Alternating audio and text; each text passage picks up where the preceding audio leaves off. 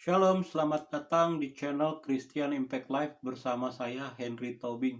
Pertama-tama saya mengucapkan selamat tahun baru 2022 kepada semua teman-teman yang mendengarkan video ini karena saya membuat video ini pada awal Januari 2022. Juga saya mengucapkan terima kasih kepada semua pihak yang selama ini membantu saya, mendukung saya, yang memberikan saran, masukan, kritik kepada channel ini, dan juga terima kasih yang sudah subscribe, sudah komen, dan juga sudah share, yang sudah like. Semoga channel ini terus berkembang dan saya berharap channel ini menjadi berkat kepada siapapun yang mendengarkannya. Saya berdoa supaya Tuhan membalaskan kebaikan teman-teman semua yang mendukung channel ini. Segala kemuliaan hanya bagi Tuhan. Nah, selanjutnya untuk topik kita saat ini adalah tentang doa syafaat. Pada doa syafaat ini kita akan membahas satu, apakah arti doa syafaat itu? Yang kedua, siapakah yang boleh berdoa syafaat? Yang ketiga, apakah syarat menjadi pendoa syafaat yang baik? Yang keempat, apa saja yang didoakan pada saat kita berdoa syafaat? Yang kelima, apakah jenis-jenis doa syafaat itu? Yang keenam, apakah kita boleh berdoa syafaat kepada dunia orang mati atau kita menantikan syafaat dari orang yang sudah mati? Yang ketujuh, adakah contoh-contoh doa syafaat yang baik di Alkitab? Yang kedelapan tentu terakhir adalah makna rohani yang kita bisa dapat pada renungan ini. Nah, yang kita akan bahas adalah doa dasar firman-Nya adalah di 1 Timotius 2 ayat 1 sampai 6. Sebelum kita mulai, mari kita berdoa dulu. Terima kasih Bapa untuk kesempatan hari ini. Terima kasih untuk hikmat, marifat, kekuatan, kesehatan yang Kau berikan kepada kami. Kami memuji, mengagungkan Engkau. Bapa yang baik, sebentar kami belajar sebagian dari firman-Mu, urapi hamba-Mu, urapi kami semua. Pada saat firman yang kami baca ini, kami dapat mengerti dan kami dapat menjadi pelaku firman yang baik. Berfirmanlah Bapa, karena kami siap mendengar. Dalam nama Tuhan Yesus, haleluya, amin. Nah teman-teman, saya bacakan dasar firman kita adalah di 1 Timotius 2 ayat 1 sampai 6. Pertama-tama aku menasihatkan, naikkanlah permohonan, doa syafaat, dan ucapan syukur untuk semua orang, untuk raja-raja dan untuk semua pembesar, agar kita dapat hidup tenang dan tentram dalam segala kesalehan dan kehormatan. Itulah yang baik dan berkenan kepada Allah, Juru Selamat kita, yang menghendaki supaya semua orang diselamatkan dan memperoleh pengetahuan yang akan kebenaran, karena Allah itu Esa dan Esa pula Dia yang menjadi pengantara antara Allah dan manusia, yaitu manusia Kristus Yesus yang telah menyerahkan dirinya sebagai tebusan bagi semua manusia. Itu kesaksian pada waktu yang ditentukan. Jadi itu adalah dasar firman kita. Nah, sekarang kita masuk ke topik pembahasan. Pertama adalah apakah itu doa syafaat? Doa syafaat adalah doa yang dilakukan seseorang. Seseorang itu bisa perorangan atau sekelompok orang. Mereka berdoa untuk seseorang atau sekelompok orang, atau mereka berdoa kepada satu tempat, negara, atau kota. Jadi pada saat orang berdoa syafaat, dia akan berdiri di tengah-tengah antara manusia dan sesamanya yang didoakannya. Itu adalah secara umum arti dari doa syafaat. Arti doa sendiri adalah komunikasi dua arah dengan Tuhan. Jadi pada saat orang berdoa, dia sedang berkomunikasi dua arah kepada antara dia dan Tuhannya. Seperti itu artinya berdoa. Nah, selanjutnya siapa yang boleh menjadi pendoa syafaat? Siapapun boleh menjadi pendoa syafaat. Tidak ada syarat-syarat untuk yang menjadi misalnya harus level tertentu di institusi agama. Misalnya dia harus pendeta, dia harus sarjana teologi, atau harus ulama besar gitu ya. Harus ada pemimpin yang hebat untuk menjadi seorang pendoa syafaat. Tidak. Orang biasa pun, orang yang tidak berpengalaman pun bisa menjadi seorang pendoa syafaat. Nah, selanjutnya, apakah yang menjadi syarat menjadi pendoa syafaat? Kan pertanyaannya, menjadi pendoa syafaat yang baik itu seperti apa? Ada beberapa syarat untuk menjadi seorang pendoa syafaat. Yang pertama adalah, ya tentu dia harus suka berdoa gitu loh. Pendoa syafaat itu harus suka berdoa. Dia harus suka duduk diam lama di hadapan Tuhan dan dia berbicara kepada Tuhan. Itu syarat pertama. Itu sangat logis, dia harus suka berdoa. Yang kedua, dia harus orang yang punya jiwa berbelas kasihan. Seorang pendoa syafaat itu harus punya jiwa belas kasihan, karena dengan belas kasihan lewat Tuhan akan menjawab doa-doa kita. Jadi kalau tidak ada roh berbelas kasihan, itu dia akan sulit untuk menjadi seorang pendoa syafaat. Yang ketiga, seorang pendoa syafaat itu adalah orang yang harus yakin dan berdiri teguh atas kuasa pengorbanan darah Yesus, pengorbanan Yesus di kayu salib, dan kebangkitan Yesus dari kematian. Jadi seorang pendoa syafaat itu harus kokoh berdiri yakin penuh atas kuasa darah Yesus dan kuasa kebangkitan Yesus. Itu syarat yang ketiga. Syarat keempat, pendoa syafaat itu harus yang sabar dan tekun. Menjadi seorang pendoa syafaat itu harus sabar dan tekun. Kadang-kadang kita berdoa tidak ada jawaban, belum ada jawaban dari Tuhan, dan kita harus sabar berdoa. Kita harus sabar menunggu petunjuk Tuhan. Kita harus sabar dan tekun minta belas kasihan Tuhan. Itu adalah sabar dan tekun. Terus yang selanjutnya, pendoa syafaat itu harus tidak boleh banyak bicara dan bisa menjaga rahasia. Pendoa syafaat itu tidak boleh banyak ngomong gitu ya, dan dia tidak boleh juga dia harus bisa jaga rahasia. Kadang-kadang Tuhan menyingkapkan suatu rahasia tentang seseorang gitu ya, rahasia orang yang kita doakan, ada rahasia tertentu yang dibukakan Tuhan, dan rahasia itu tidak untuk konsumsi umum yang harus diumbar gitu loh. Rahasia itu harus di-keep sama seorang, harus disimpan sama seorang pendoa syafaat, dan juga harus disimpan boleh juga mungkin sama orang yang kita doakan kasih tahu, tapi kepada publik, kepada umum nggak boleh dikasih tahu karena itu memang rahasia. Jadi seorang pendoa syafaat itu tidak boleh banyak ngomong dan harus bisa menyimpan rahasia.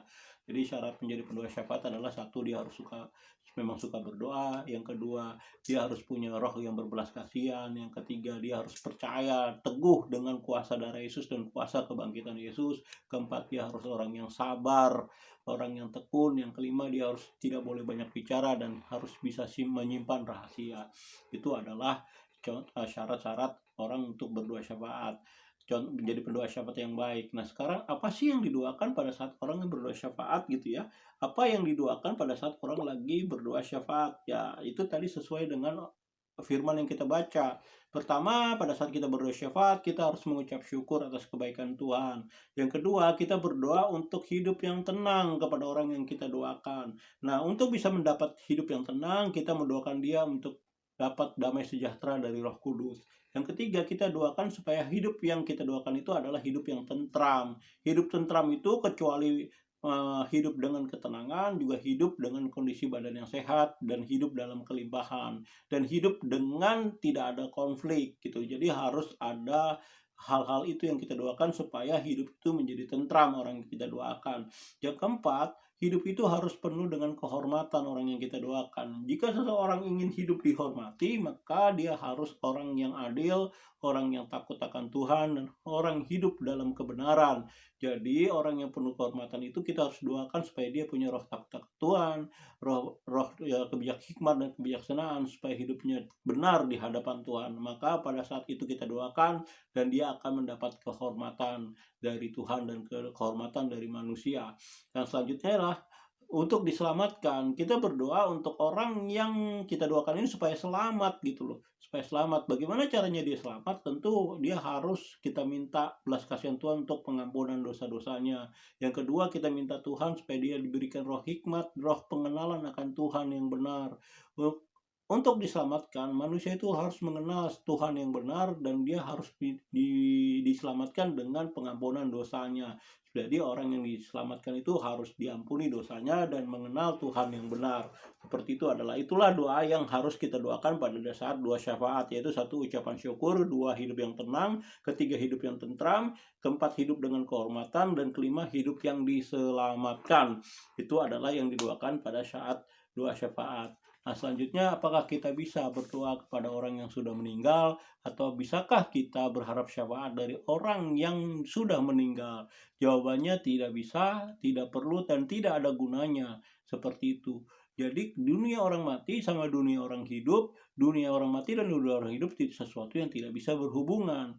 Jadi kita tidak bisa berdoa kepada orang yang sudah meninggal, dan kita tidak ada gunanya juga kita berharap syafaat dari orang yang sudah meninggal. Contoh yang paling bagus ada di Alkitab tuh cerita Lazarus, orang kaya, dan Bapak Abraham. Diceritakan di situ bahwa tidak ada hubungan gitu loh antara Firdaus dunia orang mati dan dunia orang hidup, tidak bisa diseberangi seperti itu. Kita percaya bahwa di dunia sesudah orang meninggal adalah ada di Firdaus dan di dunia orang mati. Dan itu tidak bisa diseberangi gitu, dan tidak bisa dihubungi antara dunia orang hidup, Firdaus dan dunia orang mati. Jadi tidak ada gunanya kita berdoa buat orang yang sudah mati, dan tidak ada gunanya juga, tidak ada faedahnya juga orang yang kita berharap syafaat dari orang yang sudah mati. Lagi pula gini, kalau kita memang sayang sama seseorang, kita peduli sama seseorang, contoh kita sayang sama orang tua kita, atau kita sayang sama pemimpin kita peduli sama dia, ya berdoalah pada saat dia masih hidup.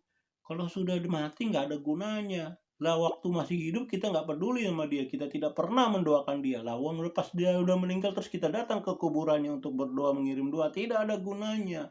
Pada saat dia hidup, doakan dia, perhatikan dia. Itu yang paling penting, jangan sudah meninggal kita baru repot ngedoain orang yang sudah meninggal, nggak ada gunanya. Waktu masih hiduplah kita doakan dia, seperti itu. Lah juga sebaliknya, pada saat orang kita minta didoakan syafaat, mintalah doa dari orang yang hidup. Kalau pemimpin kita, pendeta kita, siapapun itu yang masih hidup, kita minta doa dari dia. Nggak ada gunanya kalau sudah meninggal mah, ngapain kita berharap doa orang yang sudah meninggal, nggak ada gunanya. Pada saat dia masih hidup, pendeta kita masih hidup, siapapun itu masih hidup, orang tua kita masih hidup, mintalah doa dari dia pada saat dia masih hidup. Kalau sudah meninggal nggak ada gunanya, nggak ada gunanya. Lagian kalau sudah meninggal nanti ketemu hakim yang adil. Di iman Kristen kan akan ketemu Tuhan Yesus. Ya kita langsung aja ke Tuhan Yesus berdoanya, ngapain juga diwakilkan syafaat dari orang-orang yang lain gitu loh. Toh yang kita minta doa, misalnya kita harapkan syafaat dari seorang yang sudah meninggal, nanti ketemu sama Tuhan Yesus juga, sama hakim yang adil itu. Ngapain kita berdoa sama orang yang minta syafaat dari orang meninggal? Langsung aja ke hakimnya kita berdoa, nggak usah wakil-wakilan gitu kan. Langsung ke hakim, langsung ke Tuhan Yesus, seperti itu. Jadi kalau mau berdoa, doalah orang yang masih hidup. Dan kalau kita minta didoakan, minta doalah sama orang yang masih hidup. Jangan yang sudah meninggal, gak ada gunanya. Sia-sia, buang-buang waktu. Tidak ada kerjaan itu. Seperti itu. Itu selanjutnya. Nah, selanjutnya adakah contoh doa syafaat yang baik gitu loh. Nah, contoh doa yang syafaat yang baik ada contoh di Alkitab. Satu, Tuhan Yesus sendiri. Pada saat Tuhan Yesus masih di dunia ini gitu ya, dia berdoa syafaat untuk murid pengikutnya. Dia bersyafaat supaya bila cawan ini bisa lalu, ya lalu Tuhan. Tapi kalau kau ingin aku untuk minum cawan itu, aku akan patuh. Kan Tuhan Yesus seperti itu ngomongnya kira-kira ya. Jadi artinya dia sadar betul pada saat cawan itu dia minum, maka dia harus mati disalibkan gitu ya, berkorban untuk menebus dosa-dosa manusia gitu. Tapi Tuhan Yesus sebenarnya punya keinginan tidak mau gitu, tapi kalau Bapaknya menyuruh ya dia patuh. Ya itulah artinya seorang pemimpin, Tuhan Yesus mau meninggal, mau mati, mau disalibkan, berkorban untuk menebus siapapun yang jadi pengikutnya. Itu pemimpin yang baik. Tuhan Yesus juga bersyafaat pada murid-muridnya. Yang didoakan untuk murid-muridnya adalah satu, masalah kekudusan, supaya murid-muridnya dikuduskan, dosa-dosanya diampuni. Yang kedua, Tuhan Yesus berdoa untuk diberikan kuasa kepada murid-muridnya, supaya muridnya diberikan kuasa seperti Bapaknya memberikan kuasa kepadanya. Yang ketiga, Tuhan Yesus mendoakan kesatuan antara murid-muridnya, supaya murid-muridnya ada satu kesatuan gitu, kompak gitu ya, doanya Tuhan Yesus. Dan juga Tuhan Yesus berdoa supaya kepada orang-orang yang percaya kepada murid-muridnya. Seperti itu doanya Tuhan Yesus. Contoh doa syafaat yang baik adalah doa Nabi Musa.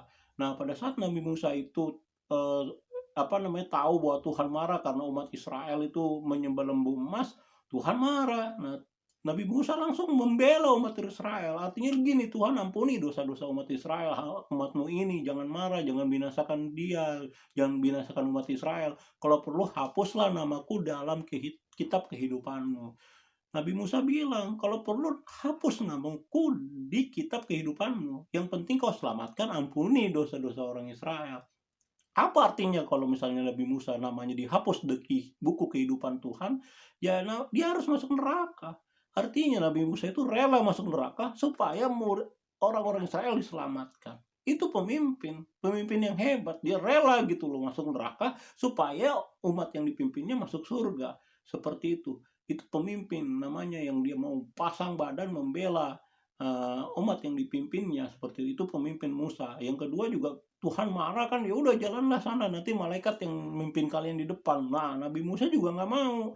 Tuhan, kalau bukan Engkau yang jalan di depan kami, kalau bukan Engkau yang jalan bersama kami, aku nggak mau jalan. Kalau bukan Engkau yang mimpin, jangan suruh aku pergi, aku nggak mau. Harus Kau yang jalan bersama kami. Nah itu, pemimpin tuh menuntut gitu, menuntut ke Tuhan supaya dia dibela, dijaga Tuhan langsung gitu loh. Dia nggak mau diwakilkan, dia mau sama Tuhan. Itu syafaatnya Nabi Musa, keren banget itu. Ada lagi contoh yang baik. Syafaat itu dari Abraham gitu, Nabi Abraham. Abraham juga bersyafaat untuk Sodom dan Gomora. Waktu itu tuh dia tahu bahwa Tuhan akan membinasakan Sodom dan Gomora, akan menghancurkan gitu loh. Pada saat intinya sebenarnya si Abraham lagi mau membela keponakannya, tapi dia juga membela Sodom dan Gomora, dan dia bernegosiasi sama Tuhan. Dia bilang, Tuhan, kalau ada 50 orang benar di Sodom dan Gomora, apakah kau hancurkan juga? Tuhan bilang, kalau ada 50 orang tidak kuhancurkan. Nah, Abraham kan berpikir, kalau nggak sampai 50 bagaimana ya gitu kan. Akhirnya dia nego lagi sama Tuhan. Kalau 40 gimana Tuhan? Masih hancurin nggak? Nggak juga kata Tuhan kan. Sama Abraham diturunin lagi. Kalau 30 gimana Tuhan? Masih kau hancurkan nggak? Kata Tuhan, kalau 30 nggak kau hancurkan. Masih nego lagi tuh, diturunin lagi jadi 20. Diturunin lagi jadi 10. Lah kalau Tuhan marah kan gua jitak loh. Bawel banget gitu kan, Tuhan bisa ngomong begitu. Artinya Abraham tuh bener-bener membela gitu loh, bernegosiasi sampai titik akhir supaya Sodom dan Gomora tidak dihancurkan seperti itu. Ya kan? Bayangkan dari 50 ditawar ke 40, ditawar ke 30, ditawar ke 20, sampai ditawar ke 10. Itulah perjuangan Abraham membela Sodom dan Gomora. Itu yang namanya pemimpin. Dia berusaha membela umat yang dipimpinnya seperti itu. Ada juga contoh doa syafaat. Misalnya Esther, dia berdoa syafaat untuk bangsa Israel. Dia sampai puasa 3 hari 3 malam, itu puasa Esther. Jadi kalau ada orang yang berdoa syafaat dan puasa Esther 3 hari 3 malam, artinya dia lagi berdoa untuk bangsa dan negaranya. Ada juga contoh Daniel bersyafaat kepada Tuhan untuk membela umat Israel, supaya umat Israel bisa kembali ke tanah perjanjian. Dia juga bahkan sampai puasa Daniel seperti itu. Itu adalah contoh-contoh doa syafaat di Alkitab. Satu, Tuhan Yesus; dua, Nabi Musa; ketiga, Abraham; yang keempat, Esther; yang kelima, Daniel gitu loh. Itulah contoh dua syafaat yang baik dan bagus di Alkitab. Nah, selanjutnya adalah makna rohani. Apa yang bisa kita dapat makna rohani dari renungan kita ini? Pertama-tama, bahwa semua manusia itu berhak dan boleh menjadi pendoa syafaat. Yang penting kau mau duduk diam di hadapan Tuhan. Yang penting kau punya jiwa yang berbelas kasihan. Yang penting kau punya keyakinan penuh akan kuasa darah Yesus dan kuasa kebangkitan Yesus. Yang keempat, kau orang yang sabar dan tekun, dan orang yang bisa menjaga rahasia. Saya menghimbau, kalau memang ada kalian bisa melakukan hal itu, maka marilah kita menjadi seorang pendoa syafaat. Kita berdoa untuk orang tua kita, berdoa untuk teman-teman kita, berdoa untuk keluarga kita, berdoa untuk bangsa dan negara, untuk jiwa-jiwa. Dengan doa syafaat juga kita bisa melakukan amanat agung gitu loh, untuk menangisi jiwa-jiwa, biar belas kasihan Tuhan turun atas Indonesia, turun atas suatu bangsa. Biarlah kerajaan Tuhan Yesus didirikan di tempat ini. Ini bagian pendoa syafaat untuk melakukan amanat agung. Ini demikianlah sharing saya tentang doa syafaat. Teman-teman, mari kita menjadi seorang pendoa syafaat. Kalau memang kalian berminat, lakukan dan baik dengan cinta kepada Tuhan. Segala kemuliaan hanya bagi Tuhan. Renungan ini saya harap bisa menjadi berkat untuk siapapun yang mendengarkannya. Jika memang ada saran, kritik, atau tambahan, mohon diberikan komen di channel ini, supaya menjadi berkat buat saya, bagi siapapun juga yang mendengarkannya. Dan juga memang bisa di-share, dan bagi orang yang belum follow atau subscribe, please follow dan subscribe. Itu renungan kita. Semoga menjadi berkat buat kita semua. Segala kemuliaan hanya bagi Tuhan. Haleluya. Amin.